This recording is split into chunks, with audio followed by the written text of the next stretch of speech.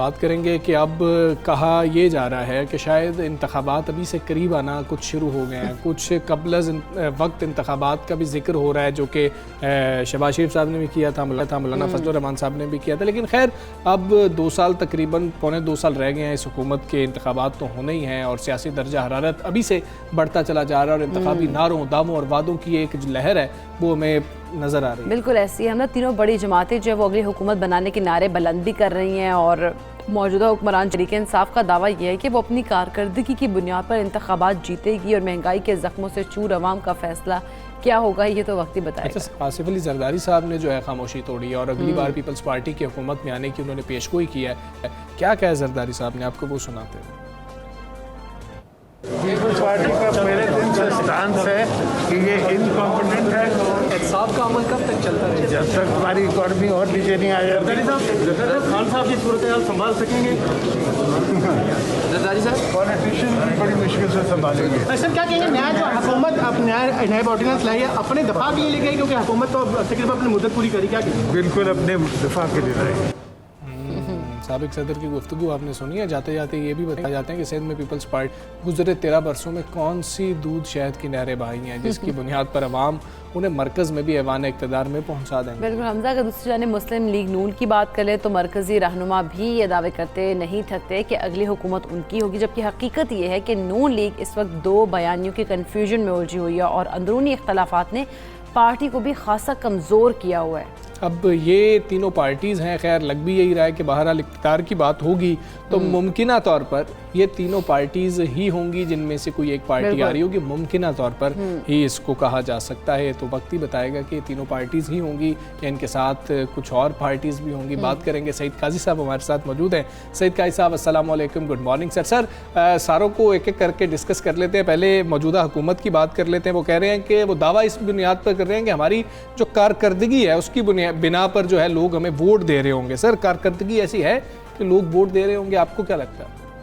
देखिए, बड़ा मुश्किल है। कारकर्दगी पर कब वोट हुआ है इस मुल्क में और कौन सी कारकर्दगी ऐसी माजी में हमें नजर आई है? इस हुकूमत को छोड़ दें, किसी और की भी अगर बात करें तो एक ब्रीफ पीरियड हमें मिलता है जुल्फकार अली भुट्टो का, जिसमें हमें 40% जो बजट था वो अवाम के लिए रखा गया था। अब उसके बाद ये कारकर्दगी वाली बात तो है नहीं, मैनेजमेंट की बात होगी। और लेकिन इसमें ये है कि जो अपोजिशन पार्टीज हैं उनके दामन में भी कुछ नहीं है। उनके 3-3, 4-4 स्टेट्स हम वो भी देख चुके हैं। ऊपर से हम 2020 का जो रिसेशन है पूरी दुनिया उसमें है, महंगाई और इन्फ्लेशन का पूरी आलमी तौर पर तूफान है। अभी आप इसकी कोई जस्टिफिकेशन नहीं है, मैं कोई जस्टिफाई नहीं कर रहा, लेकिन हालात क्या है मैं उसका तजिया करने की कोशिश कर रहा हूँ। आप अमेरिका में इन्फ्लेशन देखें, आप यूके में इन्फ्लेशन देखें, अब तेल की प्राइसेस आसमान की तरफ जा रही हैं। उस पर जो सावरन हुकूमतों का कोई कंट्रोल नहीं है, प्राइवेट सेक्टर के पास जो है वो मईशत है। तो पाकिस्तान की जो सरकार है उसके पास 20% मईशत को कंट्रोल करती है। 80% मईशत की कीमतों पर जो है वो पुल एंड पुश या तलब और रसद करती है। तो लोग जाएंगे, देखेंगे, इलेक्शन होगा इलेक्टेबल्स का, इलेक्शन होगा और रियासती झुकाव किस तरफ है उसका इलेक्शन होगा और इसी तरह मैनेजमेंट होगी। बहरहाल इमरान खान का एक पर्सनल है, उसको उनकी एक पॉकेट है बड़ी, या बैरून मुल्क अगर वोटर आते हैं तो उनको तो फिर मेरे ख्याल में खान साहब को एडवांटेज होगा। जी ठीक है। अच्छा सईद काज़ी साहब, आसिफ अली जरदारी साहब की भी बात करते हैं। बड़े अरसे बाद उन्होंने चुप का रोज़ा तोड़ा और इस हुकूमत की जाने की पेशगोई करते हैं। साथ साथ उन्होंने ये भी कहा है कि जिस तरह अगली हुकूमत जो पीपल्स पार्टी की होगी, आप किस तरह से देखते हैं इस बयान को? बड़ा मुआवजा होगा अगर पीपल्स पार्टी की हुकूमत हो जाए। अभी कुछ दिन पहले हमने एक मुबैना तौर पर स्कैंडल सुना, कितने 3-4 मिलियन शिनाख्ती कार्ड का। मैंने तो अभी इस खबर को मैं एक्सप्लोर कर रहा हूँ। तो अगर तो इस तरह के शिनाख्ती कार्ड हैं तो मैं समझता हूँ सिंध में हुकूमत फिर बन जाएगी, अगर ये बात जिस तरह से बताई जा रही है। लेकिन मैं मुबैना तौर पर कह रहा हूँ, मैंने इस पर भी जी। तो इसलिए इधर तो इन्होंने पीपल्स पार्टी का बोलो राम खुद कर दिया है। पीपल्स पार्टी एक नजरियाती पार्टी थी। पीपल्स पार्टी को मजदूर और आवाम की विकेट से घसीट कर जब ये सरमाए की विकेट पर लेकर आए तो खान साहब तो फिर पीपल्स पार्टी का बुरकस जो है वो, क्योंकि सरमाए की विकेट पर नवाज शरीफ साहब से अच्छा कोई नहीं खेल सकता, तो इसलिए ये हुआ। तो और फिर जो पीपल्स पार्टी के एक रद्द अमल के तौर पर उसकी दुश्मनी में मुस्लिम लीग नून बनी थी। उससे बार बार हाथ मिलाना, दुश्मनी करना। मैं पहले भी कहता था कि मुस्लिम लीग नून के साथ बैठना पीपल्स पार्टी के लिए किस ऑफ डेथ है, और वो हुआ, आपने देखा। तो इसलिए जो आज उनका 70 का मंशूर था वो थी पीपल्स पार्टी, जो आज का मंशूर है वो तो मुस्लिम लीग नून और पीपल्स पार्टी में कोई फर्क ही नहीं है जी। ठीक है, ठीक है। सैयद कायस साहब, अगर हम देख लें पाकिस्तान मुस्लिम लीग नून को, तो पंजाब में आप देख रहे हैं कि कामयाबी मिल सकती है नून लीग को मौजूदा हालात को देखते हुए। बुज़दार साहब पर बहुत ज़्यादा तनकीद हो रही होती है, वो कहते हैं कि जी कि हम उस तरह से तशहीर नहीं करते, काम तो हम बहुत ज़्यादा कर रहे हैं, आवाम महंगाई से परेशान है। तो ये सारे फैक्टर्स को मिला के नून लीग की पोजीशन आप क्या देख रहे हैं? मैंने जैसे अर्ज किया कि इस वक्त मेरे ख्याल में इस पर कुछ सर्वे होना चाहिए, अगर कोई चैनल करे तो। मेरा नहीं ख्याल कि पार्टियों का वोट 4 या 5% से ज्यादा खास तौर पर रूरल एरिया में रह गया है। बिरादरी का वोट है, लोगों का जाती वोट है, जनाजे पढ़ने और शादियों में शामिल होने का वोट है, पटवारी, इन्फ्लुएंस और कब्जा ग्रुप का वोट है। ये why this electable, who are electable? कभी हमने इसका सीरियस तजिया किया? इलेक्टेबल, कल बावलपुर का मैं एक वाकया सुनाता हूँ जी। वहाँ पे 52 एकड़ जमीन जो है वो सरकार ने बागुजार करवाई, और बताया जाता है कि वो एक MNA के मुबैना तौर पर फ्रंटमैन थे जिन्होंने कब्जा किया, और उसके मुजारे थे। मैंने फोन किया बाकायदा, वहाँ अपने हमारा नुमाइंदा जवाद बलोच है, तो उसने मुझे ऑफ द रिकॉर्ड बताया जी, बताया यही जा रहा है कि पीछे एक जो है वो लीगी MNA थे उनके मुताबिक। तो वो डरते डरते बात की उसने उन्होंने।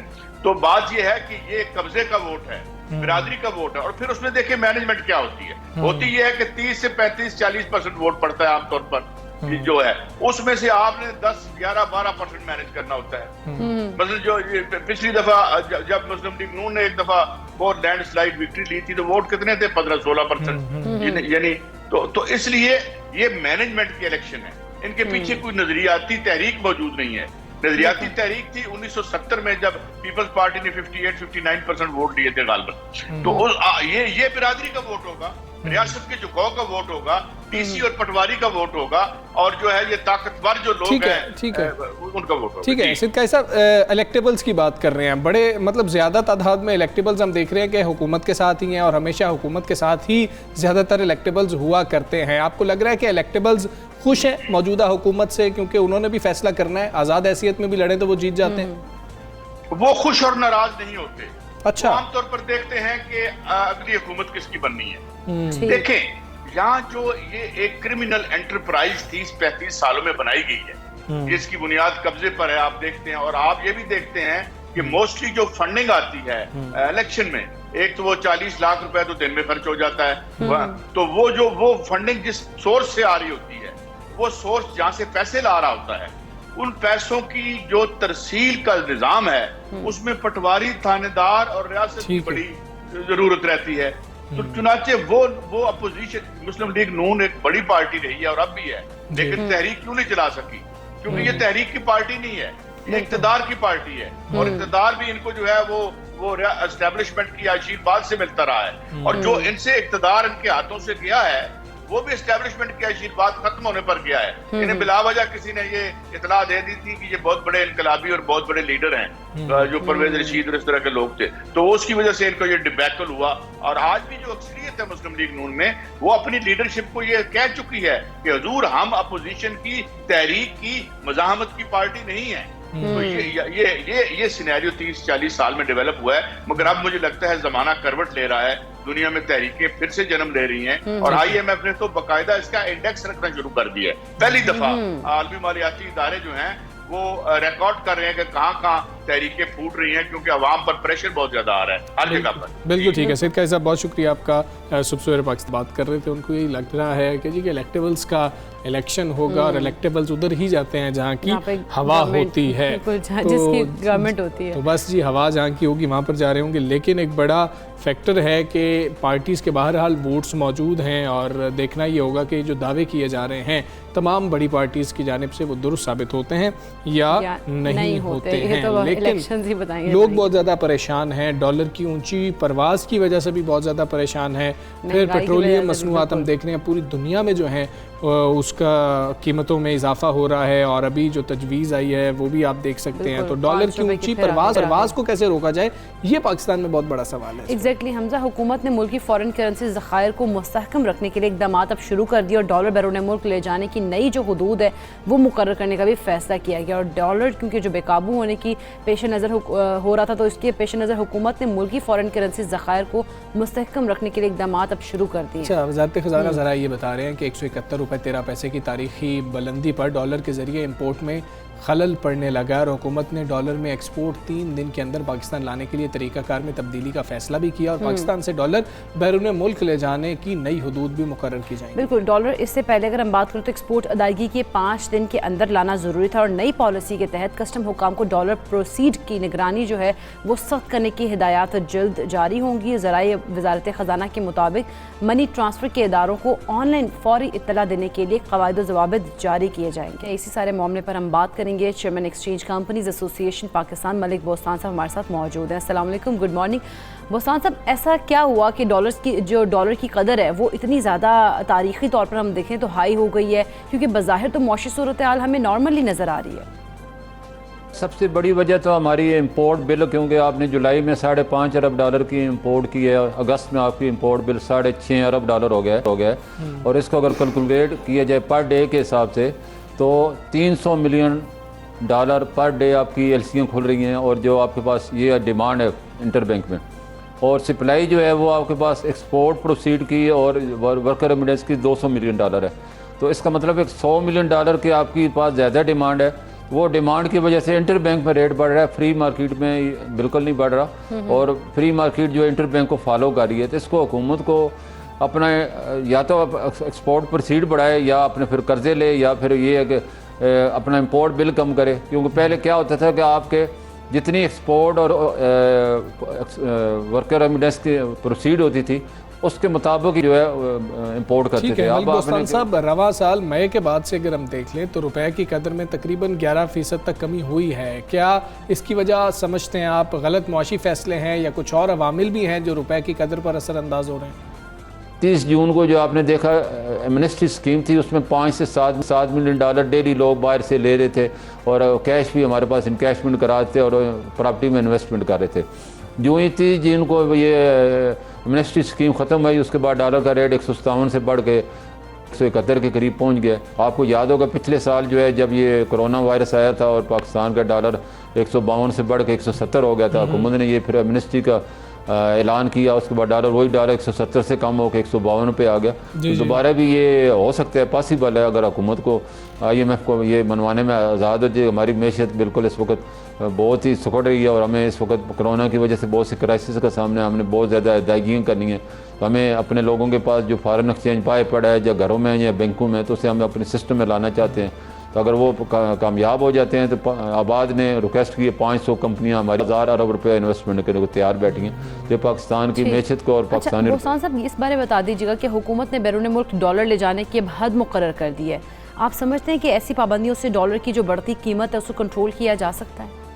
देखो, इस वक्त हमें पाकिस्तान को फॉरेन एक्सचेंज की शदीद ज़रूरत है और हुकूमत चाहती है कि कम पाकिस्तान के अंदर ही रुपया रहे, डॉलर रहे, बाहर न जाए। तो उन्होंने इन हालात को, ज़ाहिर है ये तो सबको पता है कि हमारे इस वक्त रिज़र्व जो है हमने अगले 2 साल में 57 अरब डॉलर देने हैं, जबकि हमारे रिज़र्व सिर्फ 26 से 27 मिलियन है। तो हमें 30 अरब डॉलर और इकट्ठे करने हैं। तो अगर ये फॉरेन एक्सचेंज को वक्ती तौर पर रोक भी जाए मुल्की मफाद में तो इसमें गलत चीज़ नहीं है। लेकिन हुकूमत जो है अब इंसेंटिव देने के लिए अपने इंपोर्ट बिल को कम करना होगा, लाजमी के लाजमी है, और एक्सपोर्टर को इंसेंटिव दे ताकि ज़्यादा एक्सपोर्ट हो। हमारी जो है इस वक्त एक्सपोर्ट सिर्फ 2.3 बिलियन पे आ गई है और ये तो अल्लाह का शुक्र है। उस पाकिस्तानियों की मैं सलाम पेश करता हूँ जो हर महीने 2.25 अरब डॉलर भेज रहे हैं और पाकिस्तान डिफ़ॉल्ट होने से बचे हुए। ये अल्लाह ने समझो उनकी खून पसीने से पाकिस्तान की मैसेज चल रही है, तो हमें उनको इंसेंटिव देने होंगे ताकि अब ये हुकूमत ने एक दिए भी है, अगर 10,000 डॉलर से कोई ज़्यादा भेजेगा ओवरसीज़ पाकिस्तानी उसे 1.5% रिबेट दिए जाए, ये बड़ा अच्छा फैसला। मैं समझती हूँ कि वर्कर रेमिटेंस मजीद बढ़ेगी। ठीक है, मलिक बोस्तान साहब ये भी बताइएगा कि ये भी कहा जा रहा है कि डॉलर की कदर में इजाफे की बड़ी वजह अफगानिस्तान की सूरत हाल भी है, और अफगानिस्तान की सूरत हाल को आप क्या समझते हैं कि वाकई ये असरअंदाज हो रही है और गिरावट की बड़ी वजह यही है? बाकी किसी कंट्री ने गैर फॉरेन एक्सचेंज के परचेजिंग के मना किया, हमने पाकिस्तानी रुपए में परचेजिंग की इजाज़त दे दी है। फॉरेन एक्सचेंज तो उनके पास है नहीं, पाकिस्तानी रुपया वो उनके पास बेहिसाब पड़ा हुआ है। वो क्योंकि अपनी इन्वेस्टमेंट अफगानी करेंसी में वो लोग नहीं करते, उनको पता है अफगानी करेंसी जब किसी वक्त भी इतनी ज़्यादा डिवैल्यू हो जाएगी कि उनको लेने के देने पड़ जाएंगे, तो वो पाकिस्तानी रुपये से इसलिए ख़रीद रहे हैं। और कुछ अफगानियों की ड्यूल नेशनलिटी है, वो उनके पास पाकिस्तानी शहरियत भी है, तो उन्होंने भी यहाँ अपने पैसे रखे हुए हैं, तो उसी से वो ख़रीद के उधर भेज रहे हैं। तो पाकिस्तान पे इंपोर्ट बिल पे बहुत जा रहे हैं। देखो $5.5 अरब था आपका जुलाई में, और अगस्त में आपको $6.5 अरब होगा। इसका मतलब $1 अरब जो है वो आपका इंपोर्ट बिल बढ़ गया है। तो वो ठीक है बोस्तान साहब, गुज़श्ता दिनों की हम अगर बात करें तो मनी एक्सचेंज डीलर्स के खिलाफ क्रैकडाउन से ओपन मार्केट में डॉलर की कीमत में 3 से 4 रुपए तक कमी आई थी। डॉलर की कीमत को रोकने के लिए हुकूमत की तरफ से किन इकदाम की आप समझते हैं कि हंगामी बुनियादों पर ज़रूरत है? देखो जी, ये मैंने हुकूमत से हमारी DGFA से भी मिला था, शौकत तरीन साहब से भी मिला था, और मैंने उन्हें बताया कि एक्सचेंज कंपनियों का डॉलर बढ़ाने में कोई रोल नहीं है, और ये सारा रोल इंटर बैंक में रेट बढ़ा है, और इंटर बैंक में अभी भी 171 के करीब है, और फ्री मार्केट में भी 172 1% का हमेशा फ़र्क रहा है। तो इसको आपकी डिमांड कम करने की हमने एक तो जो अफगानिस्तान में लोग लेके जा रहे थे $10,000 पहले अलाउ थे, उन्होंने ये मैंने तजवीज़ दी कि 1,000 कर दिया जाए।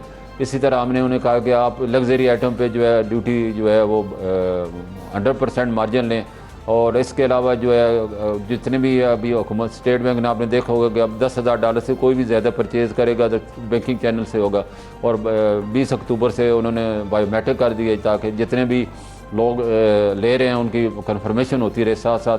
हाँ, हुकूमत को ये मैं ज़रूर कहूँगा कि उनसे रिक्वेस्ट भी करूँगा, और आवाम की तरफ से मैं कौम की पूरी की इमरान खान से अपील भी करूँगा कि हमारी ये तय हुआ था कि FIA को हम डेटा शेयर करेंगे जो भी लोगों ने डॉलर परचेज़ किए हैं, ताकि वो एक एनालिसिस करें। उसका मकसद ये होता है कितने लोगों ने एक्सचेंज कंपनियों से फ्री मार्केट से डॉलर खरीदे, उसमें से कितने बैंकों में जमा हुए, कितने लोगों ने हेल्थ एजुकेशन और बाहर भेजे, और कितने उनके घरों में अगर पड़े हैं तो उनको एनालिस करके उन्हें तरगीब दी जाए कि वो डॉलर बैंकों में जमा कराएं। लेकिन उसके बजाय हुकूमत की तरफ पता नहीं किसने ये मशवरा दे दिया, वो एक्सचेंज कंपनियों से डेटा शेयर मांगते हैं, पूरा रिकॉर्ड मांगते हैं, फिर उन्हें नोटिस भेज रहे हैं आपने डॉलर क्यों खरीदे। तो ये हुकूमत अपने पाँव पे कुल्हाड़ी मार रही है। मैं इमरान खान साहब के साथ मैं समझूँ ये उनकी जो लोग उनसे बड़ी मोहब्बत करते हैं। ठीक है मलिक बोस्तान साहब, ये लीजिएगा IMF के साथ मुज़ाकरात इस वक्त चल रहे हैं, आपको लगता है कि मुज़ाकरात कामयाब होते हैं, पाकिस्तान को किस जारी होती है तो डॉलर की कदर पर असर पड़ेगा? IMF पैरामीटर है, और जितने जैसे वर्ल्ड बैंक ने भी स्टेटमेंट दी है, एशिया डेवलपमेंट ने दी है कि हम IMF को मुज़ाकरात पे हमारी नज़रें हैं, हमने जो पाकिस्तान को डॉलर देने IMF के ग्रीन सिग्नल के बाद ही देंगे। तो मुझे पूरी उम्मीद है, हमारे फाइनेंस मिनिस्टर साहब जो गए हैं बड़े इंटेलिजेंट हैं, और वो बड़े उन्हें पूरी उम्मीद होकर गए हैं, और IMF को उन्होंने यकीन दिलाना है कि हमने जो उनका मुतालबा ये था कि जब आप कर्ज़ा लेना हो तो उसको सारे मुतालबे हमारे मान जाते हैं, और बाद में आप जो है उस पर अमल करने में टाल मटोल लेते हैं। तो उस चीज़ को हुकूमत ने जो है, आपको याद होगा पिछले 1 साल इमरान खान साहब ने स्टैंड लिए हुए थे वहाँ पे कोरोना की वजह से हमें बड़ी परेशानी, हम यूटिलिटी बिल फिलहाल नहीं बढ़ाना चाहते, सब्सिडी कम नहीं करना चाहते, आप हमें मेहरबानी करें। लेकिन उन्होंने फिर मुज़ाकरात जो है वो मुअत्तल कर दिए। उसके बाद हुकूमत को मजबूरन फिर उनके दबाव पे आके आपके देखे उन्होंने यूटिलिटी भी बढ़ा दी है, सब्सिडी भी कम की। आज भी यही इमरान खान अपने हमें कम करनी पड़ेगी ज़ाहिर है उसके, और अगर उम्मीद है अल्लाह के हुक्म से इंशाल्लाह हमारी टीम जो है कामयाब लौटेगी। अगर वो $1 अरब अभी रिलीज़ हो जाते हैं तो उसमें एशिया डेवलपमेंट ने $5 अरब दें अगले 5 सालों में। ठीक है, बहुत शुक्रिया मलिक बोस्तान साहब, पाकिस्तान से आप गुफ्तगू कर रहे थे। हम यहाँ पे ब्रेक लेनी है, वापस आते हैं एक ब्रेक के बाद। Stay with us.